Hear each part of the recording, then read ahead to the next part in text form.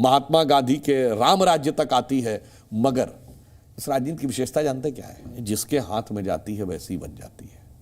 भगवान राम के हाथ में जाती है तो यह शक्ति बनती है, भगवान कृष्ण के हाथ में जाती है तो यह युक्ति बनती है, और यदि भगवान बुद्ध के हाथ में जाती है तो अनासक्ति बनती है। और कुछ लोग ऐसे हैं जिनके की हाथ में आती है तो संपत्ति बनती है, जो भ्रष्टाचार करके संपत्ति इकट्ठा करते हैं, और कुछ ऐसे हैं जिनके हाथ में आती है देश के लिए विपत्ति बन जाती है। तो ये जो विपत्ति कारक लोग हैं उन्हीं को भगवान राम की शक्ति में कुछ और नजर आ रहा है। इसलिए मैंने कहा राजनीति किसके हाथ में है उसी के अनुसार रहती है। और आपने देखा कि जब से मोदी जी की सरकार आई है, जो हम भगवान राम के उन आदर्शों से क्या प्रेरणा ले रहे हैं। एक दौर था जब भारत को सॉफ्ट स्टेट माना जाता था, कोई भी आएगा आतंकवादी हमला करके चला जाएगा। तो ये लोग कहते थे इनको भगवान राम का वो स्वरूप अच्छा लगता। हमने बचपन में सुना, ठुमुक चलत रामचंद्र बाजत पैजनिया। अच्छा है, मोहक स्वरूप है, बाल रूप स्वरूप है, और उसे देख के आपको मन में शीतलता आती है। परंतु जरूरत पड़े तो अब उसकी भी जरूरत है, जो हमने सर्जिकल स्ट्राइक और बालाकोट में करके दिखाया कि हमने बहुत दिन सुना ठुमुक चलत रामचंद्र बाजत पैजनिया, अब जरूरत पड़ेगी तो धमक चलत रामचंद्र हालत लंकनिया, वो भी दिखाया। यानी भगवान क्या है?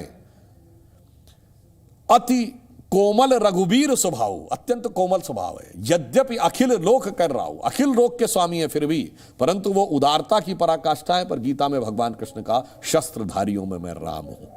और यदि बाण की बात आती है तो सबसे अचूक बाण राम बाण माना जाता है। इसलिए भगवान के सारे उदात्त स्वरूप को देखिए, तब भारत उदारता के साथ भी आगे बढ़ेगा और शक्ति के साथ भी आगे बढ़ेगा। जिसे दिनकर जी ने कहा था ना कि विश्व है उसी को शीश झुकाता जो कर सके रिपुमान मर्दन, तो हमें वो भी दिखाना होगा। तो भारतीय संस्कृति का वास्तविक स्वरूप जो है वो राम के पूरे चरित्र में है। और अब वो वास्तविक स्वरूप आ रहा तो बड़ा डर लग रहा लोगों को। जानते हैं क्यों डर लग रहा है?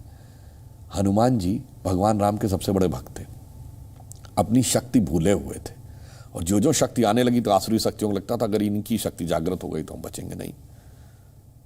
कौन सा काज जग माही जो तुम हो तात नहीं पाई, ठीक है। तो पवन तनय सुत पवन समाना, काचु पिसाद रहा बलवाना। अब ये शक्ति जैसे जैसे समाज की जागृत होती जा रही है तो बहुत सारे कालनेमी, मारीच, सुभाऊ, ताड़का, सुरसा इत्यादि जैसी शक्तियां आकर उसे अवरोध करने, उत्पन्न करने का कार्य कर रही।